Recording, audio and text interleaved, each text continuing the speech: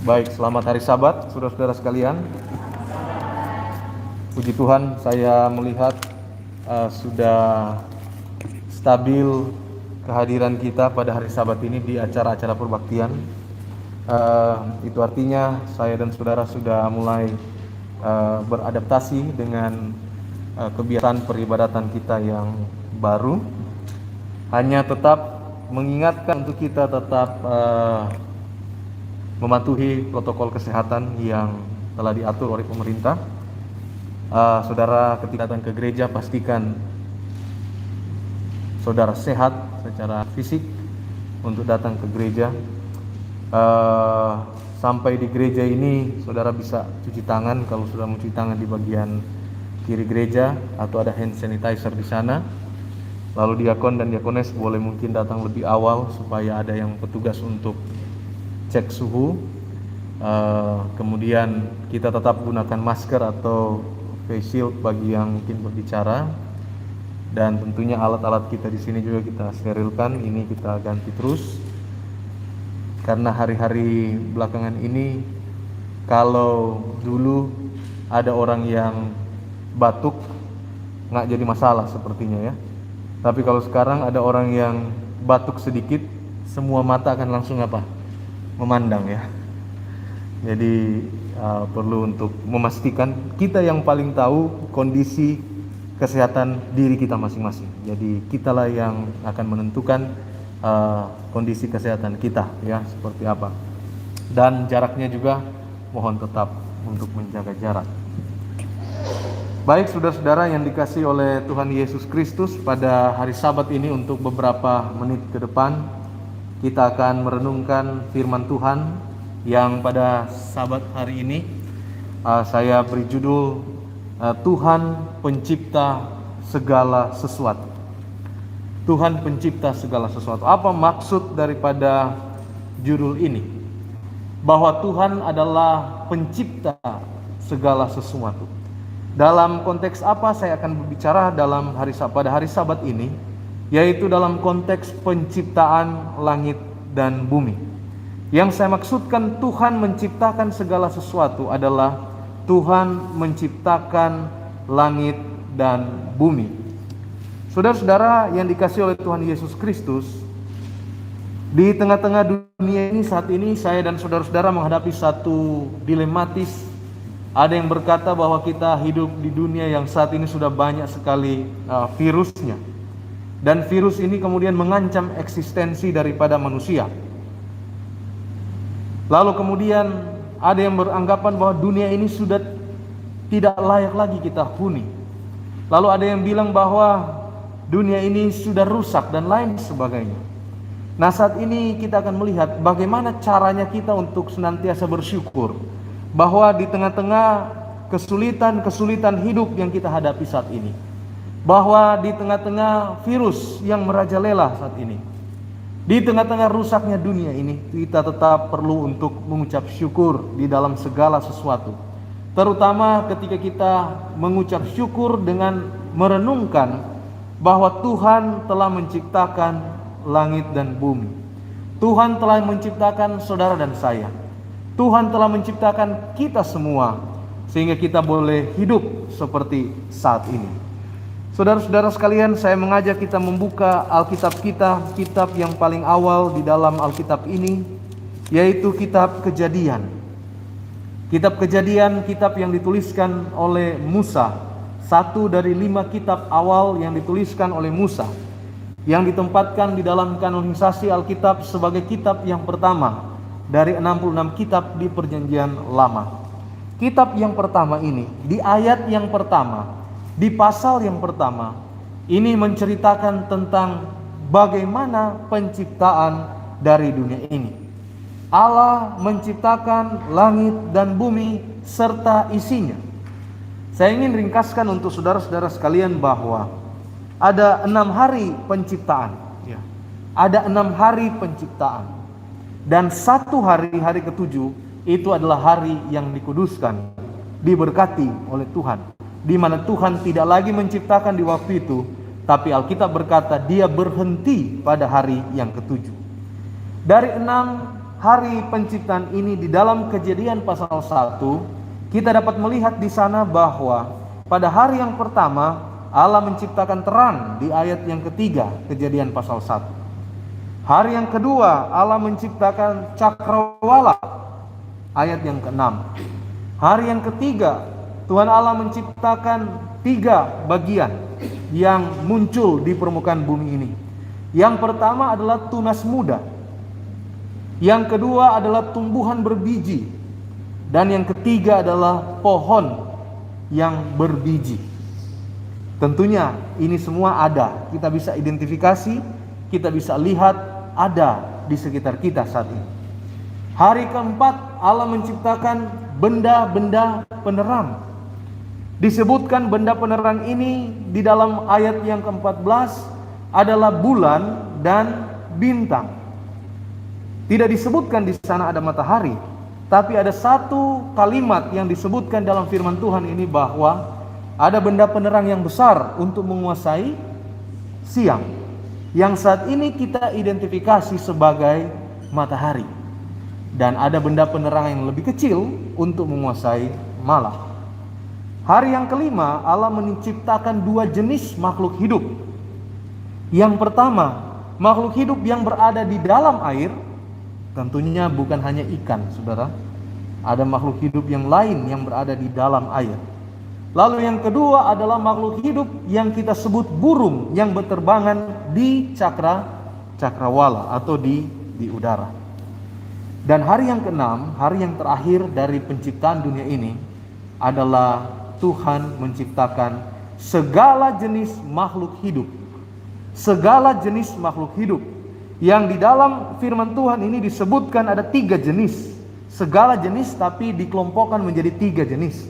Yaitu yang pertama ternak. Yang kedua adalah binatang melata. Ya, ternak itu banyak berarti ya. Binatang melata juga banyak.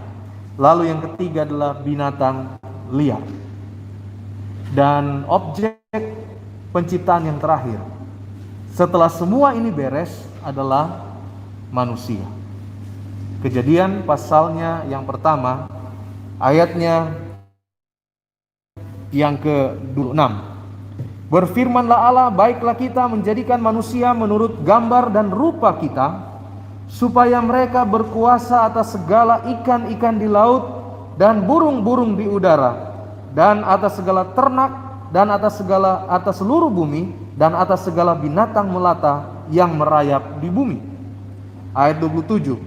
Maka Allah menciptakan manusia itu menurut gambarnya. Menurut gambar Allah diciptakannya dia, laki-laki dan perempuan diciptakannya mereka. Ayat 28. Allah memberkati mereka, lalu Allah berfirman kepada mereka, beranak cuculah dan bertambah banyak, penuhilah bumi dan taklukkanlah itu, berkuasalah atas ikan-ikan di laut dan burung-burung di udara, dan atas segala binatang yang merayap di bumi. Jadi ada satu kuasa yang diberikan kepada manusia sebagai penciptaan yang terakhir dari Tuhan. Kuasa atas apa? Kuasa atas segala sesuatu. Ayat 29, berfirmanlah Allah, lihatlah aku memberikan kepadamu segala tumbuh-tumbuhan yang berbiji di seluruh bumi, dan segala pohon-pohonan yang buahnya berbiji, itulah yang akan menjadi makananmu. 30, tetapi kepada segala binatang di bumi, dan segala burung di udara, dan segala yang merayap di bumi, yang bernyawa, kuberikan segala tumbuhan hijau menjadi makanannya. Nah, saudara-saudara sekalian, satu penciptaan yang sempurna telah dibuat oleh Tuhan Allah sendiri. Tuhan telah mendesain segala sesuatu dengan begitu indah. Itulah sebabnya di dalam ayat yang ke-31 disebutkan seperti ini. Maka Allah melihat segala yang dijadikannya itu sungguh amat baik. Jadilah petang, jadilah pagi, itulah hari ke-6. Sungguh amat baik, saudara-saudara sekalian. Jadi Tuhan ketika memberikan sesuatu kepada kita, Dia memberikan sesuatu dengan sungguh amat baik. Tuhan menyediakan sungguh amat baik untuk saudara dan saya segala sesuatu di atas apa? Di atas dunia ini. Pada awalnya ada beberapa keunikan daripada penciptaan Tuhan ini. Ada beberapa keunikan dari cerita penciptaan Tuhan ini. Yang pertama adalah dalam menciptakan dunia ini, Tuhan hanya menggunakan metode berfirman, atau bahasa dasarnya adalah berkata-kata. Hanya dengan menyebutkan sesuatu, mengucapkan sesuatu, hanya berkata-kata, maka apa yang dia inginkan itu terjadi. Dengan kata lain, keunikannya adalah dari tidak ada bisa menjadi ada. Kita manusia bagaimana? Bisa bikin ini? Nah, bisa, saudara. Saya hari Sabat ini, saya bilang, saya mau ada grand piano di sini. Jadi, nggak jadi, saudara. Saya mau ada AC standing di sana. Jadi AC. Nggak jadi juga ya. Hanya Tuhan, saudara-saudara, yang punya kuasa seperti ini. Dari gak ada, jadi apa? Ada. Nggak ada apa-apa, Tuhan bilang terang, jadi terang. Tuhan bilang muncul tunas, jadi tunas. Muncul tumbuhan, pohon, langsung jadi. Jangan saudara pikir ini sulap, tetapi ini adalah kisah penciptaan, ya. Ini adalah penciptaan yang Tuhan laksanakan untuk saya dan saudara. Dan ini keunikannya memang. Dan bagaimana dengan kita sebagai manusia menanggapi hal ini? Ibrani 11 ayat 3 bilang, karena iman kita mengerti. Jadi ini kita harus bawa semua dengan iman, ya. Iman itu apa? Iman itu dasar dari segala sesuatu yang kita percayai, ya, dan bukti dari segala sesuatu yang tidak kita lihat. Jadi bicara soal penciptaan ini, kita melihat dari sudut pandang iman memang. Karena iman kita mengerti bahwa Allah semesta telah dijadikan oleh firman Allah. Dengan iman kita percaya, Tuhan bilang jadi benda-benda penerang, jadi. Kita buktikan sekarang, kita lihat ada benda penerang itu. Sehingga apa yang kita lihat telah terjadi dari apa yang tidak dapat kita lihat. Ibrani 11 ayat 3. Apalagi keunikan dari kisah penciptaan Tuhan ini?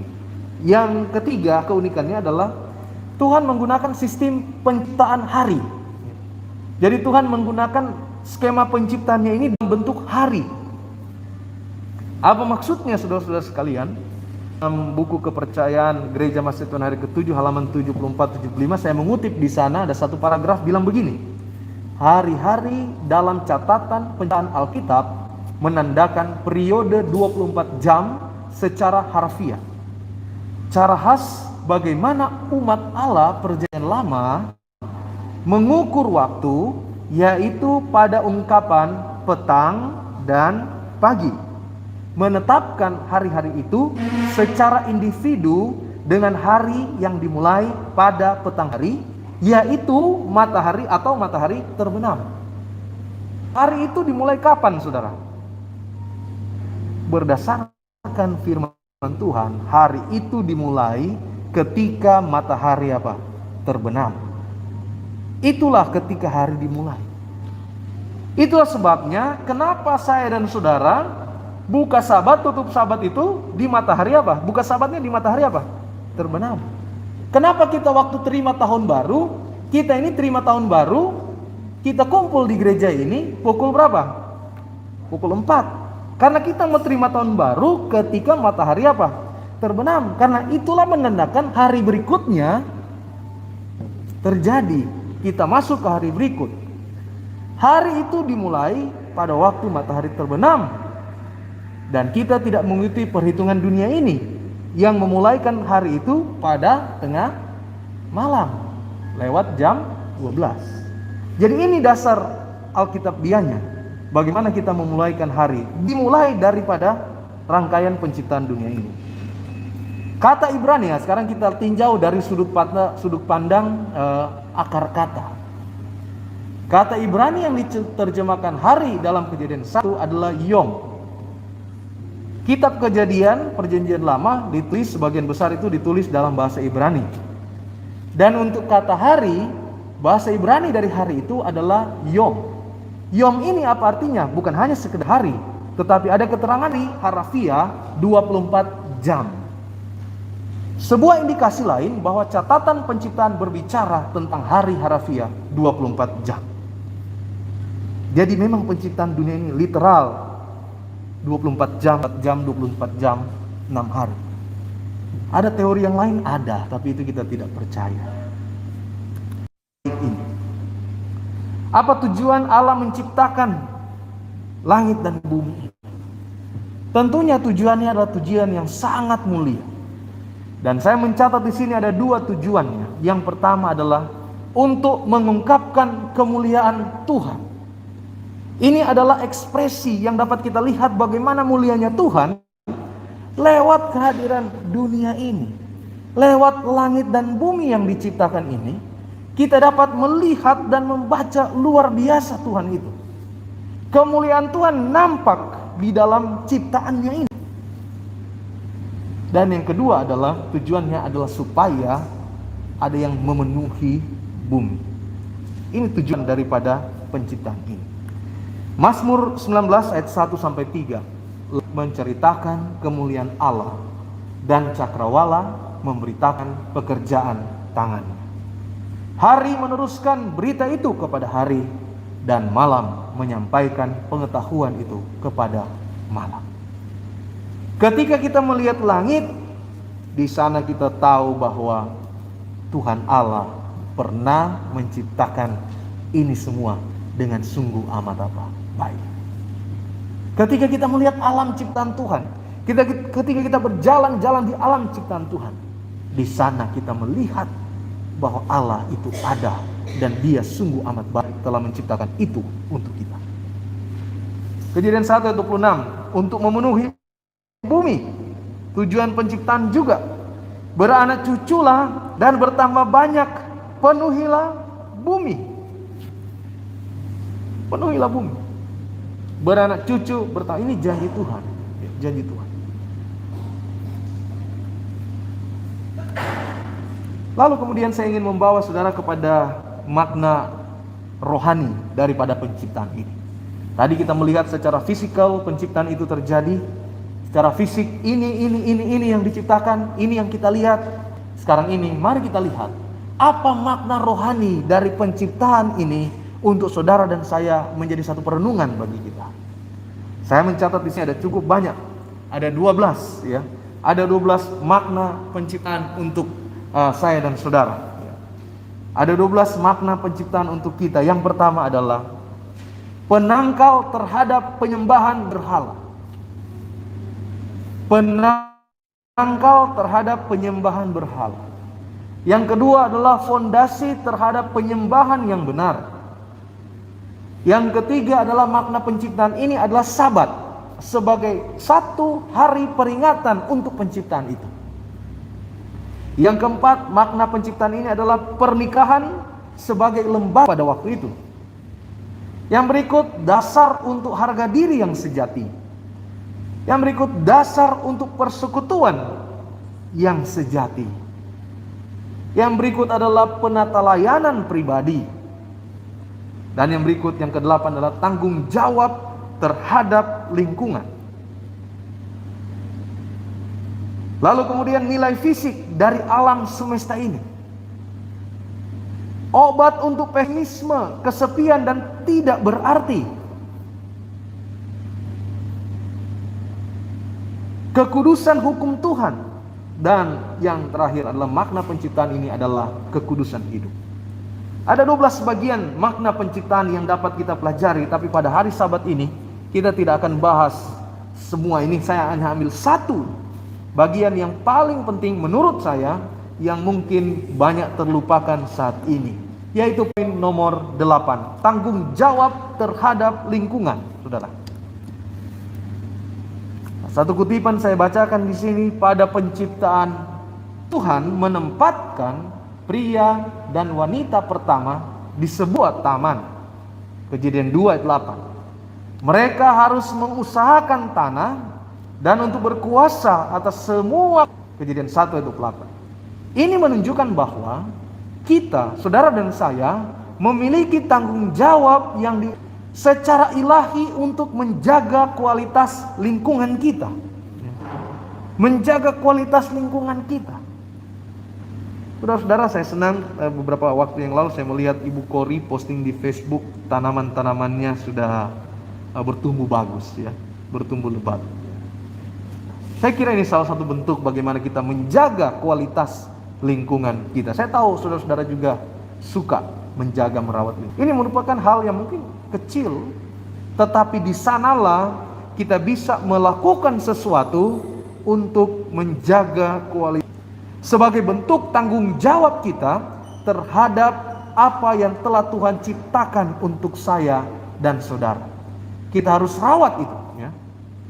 Lebih susah merawat, saudara-saudara sekalian, itu harus diakui. Tetapi kita harus menjadi bagian daripada perawatan itu. Menjaga kualitas lingkungan di mana saudara dan saya ini apa? Hidup. Di mana saudara dan saya ini berada, beraktivitas setiap apa? Setiap hari. Tanggung jawab terhadap lingkungan sekalian perlu kita amalkan di dalam kehidupan kita apa? Masing-masing. Pekerjaan mencipta Allah terus berlanjut hingga pada saat ini. Jangan saudara berpikir bahwa Allah hanya menciptakan di waktu itu, lalu 6 hari selesai, udah beres. Allah kita bukan seperti pencipta jam dinding, yang setelah dia buat jam dinding itu, kemudian dijual di toko, saudara beli, lalu selesai pekerjaannya. Kalau ada baterai dia jalan sendiri, kalau nggak ada baterai dia mati. Tidak seperti itu Allah kita. Allah kita terus melakukan pekerjaan menciptanya hingga pada saat ini. Apa buktinya? Kisah 17 ayat 28. Saya kutip tulisan dari Kepercayaan Gereja Masjid yang ke-7 halaman 80. Kita bergantung pada Tuhan untuk setiap sel tubuh kita. Ingat saudara-saudara sekalian, kita bergantung pada Tuhan untuk setiap sel tubuh kita.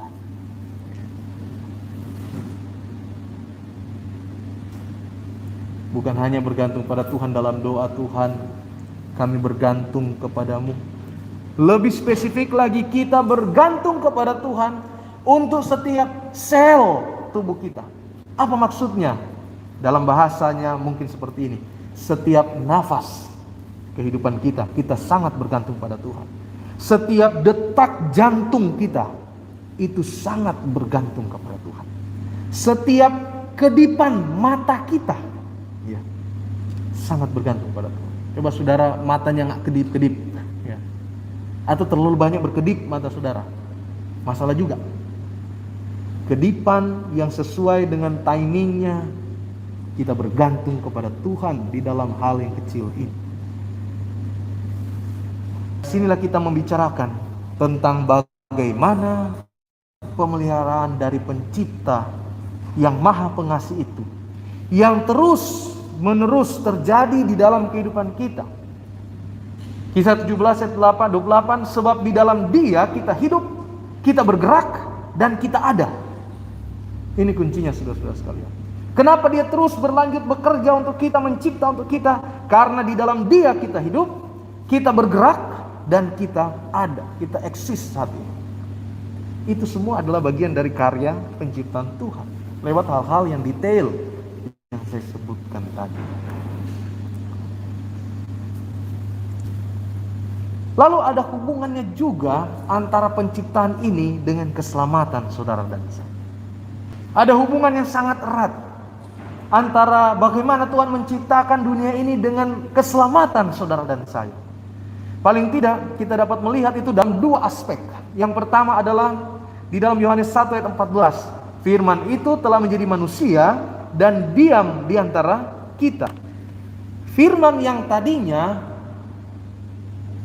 tidak kelihatan secara manusia, yang menciptakan itu, sekarang ini firman itu menjadi apa? Manusia. Itu artinya firman itu lebih dekat dengan kita karena kita bisa melihat firman itu dalam wujud Tuhan Yesus. Ada tujuannya firman itu menjadi manusia. Di dalam Roma 5 kita temukan di sana ada satu konsep Adam yang kedua. Itu adalah tujuan firman ini menjadi manusia. Apa konsep Adam yang kedua ini? Adam yang pertama itu adalah Adam yang diciptakan oleh Tuhan di Taman Eden. Lalu kemudian dalam Roma 5 Rasul Paulus menuliskan ada Adam yang kedua yang datang. Yang tidak lain Adam yang kedua ini maksudnya adalah kehadiran Tuhan Yesus di atas dunia ini. Yang tujuannya untuk menyelamatkan dunia ini dari apa? Dosa, menebus manusia yang apa? Yang berdosa. Kalau Adam yang pertama dia jatuh ke dalam dosa, Adam yang kedua dalam wujud Tuhan Yesus dia tidak jatuh ke dalam dosa. Justru kedatangannya menyelamatkan manusia dari apa? Dari dosa. Menebus manusia dari dosa. Jadi ada satu cara pandang yang sangat panjang dari Tuhan kita, yang bukan hanya berhenti ketika penciptaan dunia ini, tetapi dia memikirkan bagaimana ke depannya. Dan rencana keselamatan itu telah diletakkan di saat itu juga. Dan kita bersyukur saat ini, saudara dan saya, hidup dalam masa kasih karunia Tuhan. Rencana keselamatan kita nikmati. Tapi ini juga merupakan satu tanggung jawab bagi kita untuk kita mempertahankan apa yang telah kita miliki ini, untuk setia kepada Tuhan di dalam segala hal. Karena Tuhan yang telah menciptakan kita, Tuhan yang telah merencanakan keselamatan penebusan untuk saudara dan saya, maka ini yang harus kita jaga di dalam kehidupan kita, supaya kita benar-benar didapati setia ketika Tuhan datang pada kali yang kedua. Kesimpulan yang bisa saya sampaikan pada siang hari Sabat ini dalam pembahasan ini, dalam renungan firman Tuhan menyangkut Tuhan Allah menciptakan segala sesuatu adalah 3 hal. Yang pertama, Allah memiliki kuasa yang tidak terbatas. Sekali lagi, tidak terbatas. Yang menjadikan yang tidak ada menjadi ada. Kalau saudara sekarang ini ada kekhawatiran, ada ketakutan, ada mungkin ketidakberdayaan, ada pesimisme, kalau saudara ada pergumulan, ingat hal ini. Allah kita memiliki kuasa yang tidak terbatas, yang sanggup menolong setiap kesulitan, pergumulan yang saudara dan saya hadapi. Bahkan pergumulan yang pelik sekalipun, Allah kita sanggup menyelesaikan.